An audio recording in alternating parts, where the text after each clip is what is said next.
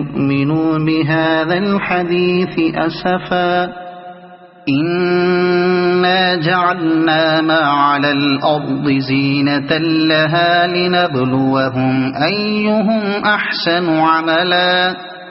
وإنا لجاعلون ما عليها صعيدا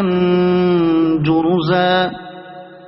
أم حسبت أن أصحاب الكهف والرقيم كانوا من آياتنا عجبا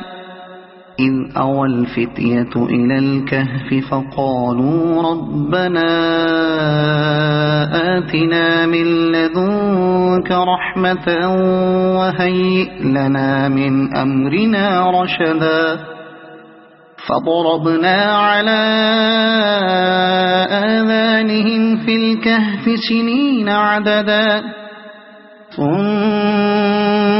بعثناهم لنعلم أي الحزبين أحصى لما لبثوا أمدا نحن نقص عليك نبأهم بالحق إنهم فتية آمنوا بربهم وزدناهم هدى وربطنا على قلوبهم إذ قاموا فقالوا ربنا رب السماوات والأرض لن ندعو من دونه إلها لقد قلنا إذا شططا هؤلاء قومنا اتخذوا من دونه آلهة لولا يأتون عليهم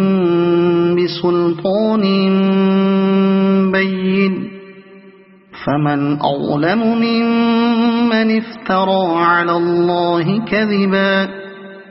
وإذ اعتزلتموهم وما يعبدون إلا الله فأووا إلى الكهف ينشر لكم ربكم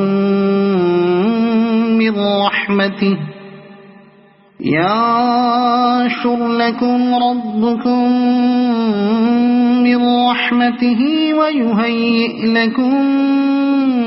من أمركم مرفقا وترى الشمس إذا طلعت